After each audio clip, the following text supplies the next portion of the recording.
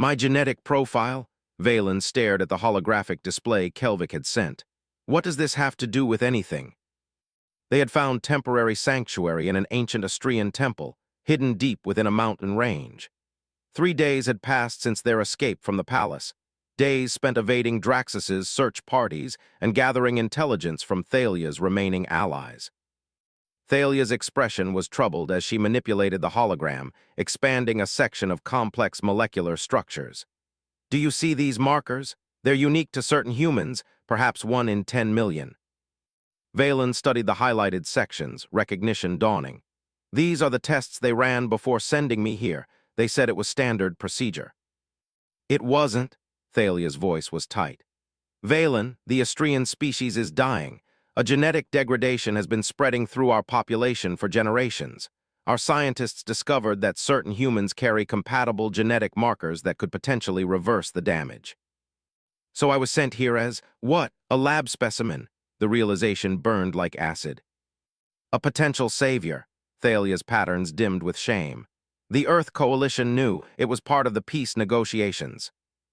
Valen stood abruptly, needing distance. And you, did you know when you accepted me as your gift? Thalia didn't meet his eyes. Yes. The betrayal cut deeper than he'd expected. So everything, the kindness, the position at court, it was all to ensure your access to my genetics. At first, she admitted quietly, but Valen, that changed, you changed everything.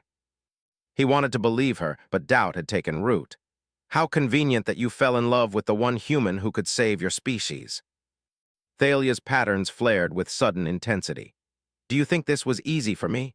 To feel these things for someone I was supposed to view as a medical resource? To risk my throne, my life, for emotions I was never supposed to have? Her raw honesty penetrated his anger. Valen sat heavily on a stone bench, processing the implications. Even if what you say is true about your feelings, Draxus knows, doesn't he?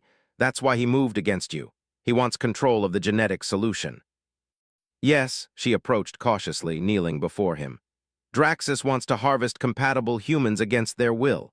I wanted partnership, voluntary genetic sharing to save both our species. Both, Valen questioned. The degradation affecting us will eventually spread to humans too. We share ancient ancestry. That's why your genetics are compatible with ours.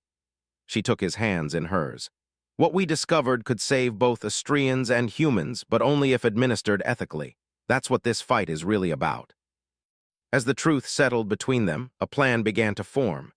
They had knowledge that could save 2 species, allies who believed in Thalia's vision, and something Draxus couldn't match, the genuine bond that had formed between them against all odds. I'm still angry, Valen admitted, but I understand now. Thalia's relief was visible in her patterns. I should have told you sooner. I was afraid. That I would react exactly as I just did. He managed a small smile. That you would never look at me the way you did last night, she corrected softly. Valen reached out, tracing the now familiar patterns on her face. Some truths are difficult but necessary, like the truth that I fell in love with an alien queen who technically owns me. Her patterns brightened with hope, and I fell in love with a human who holds my species' salvation in his blood. Before dawn, they had formulated their plan. With Kelvik's help, they would rally Thalia's supporters, reveal Draxus's true intentions to the population, and reclaim the throne. The future of 2 worlds depended on their success. The Great Hall of Ascension, where Valen had first been presented to Queen Thalia as a slave, now witnessed a very different scene. Commander Draxus knelt in chains before the restored queen, his once bright patterns dull with defeat. The rebellion had ended not with the expected bloodshed, but with an unprecedented public broadcast. Thalia had revealed the genetic truth to all Astrians, explaining how Draxus planned to enslave humanity to harvest their compatible genetics. When faced with this revelation, most of Draxus's supporters had abandoned him. Your sentence would typically be execution, Thalia addressed the fallen commander, her voice carrying throughout the packed hall. But this new era begins with clemency. You are banished to the outer colonies, where you will assist in implementing the voluntary genetic therapy program.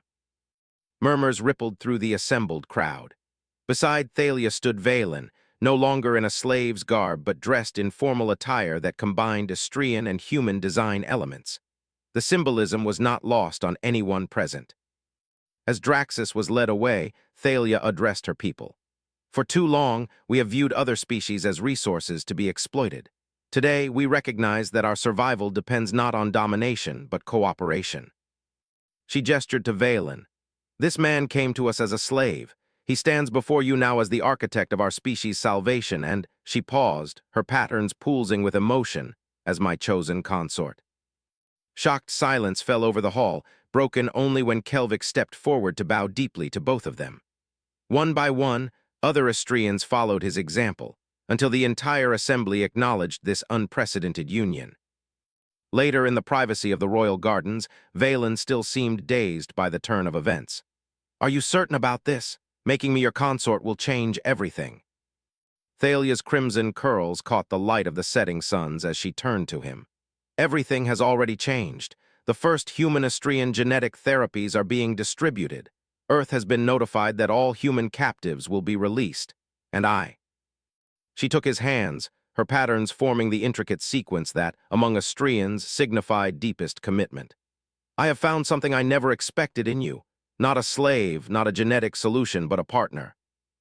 Valen recognized the pattern from his studies of Astrian culture. Carefully, he traced the same sequence on her skin, watching in wonder as his touch made the patterns glow more intensely. "I think," he said, "that we were both enslaved in different ways, you to your throne and traditions, me to my actual chains." "And now," Thalia asked softly, "now we build something new, together." He drew her closer. "Though I have to warn you, Earth is going to be very confused when they learn one of their former prisoners is now alien royalty." Thalia laughed, the sound like crystal chimes in the twilight. "Let them be confused. We have more important matters to attend to." The ceremonial union took place 1 month later, under the light of all 3 moons. As Valen and Thalia exchanged vows that blended both their traditions, representatives from Earth watched in amazement. The event marked not just the union of 2 individuals, but the beginning of a true alliance between their species. That night, as they stood on the palace balcony overlooking the capital city, Thalia's hand found Valen's. "Do you regret it?" she asked. "Being sent here as a slave?" Valen considered the extraordinary journey that had brought him to this moment. "I regret the years of conflict between our worlds. I regret the lives lost." He turned to face her, his free hand gently brushing back a crimson curl from her silver-green face. "But meeting you, becoming part of this new future, that I could never regret." Her patterns glowed in response, painting them both in ethereal light as 2 worlds moved toward healing. Together, retry Claude can make mistakes. Please double-check responses. 3.7 Sonnet.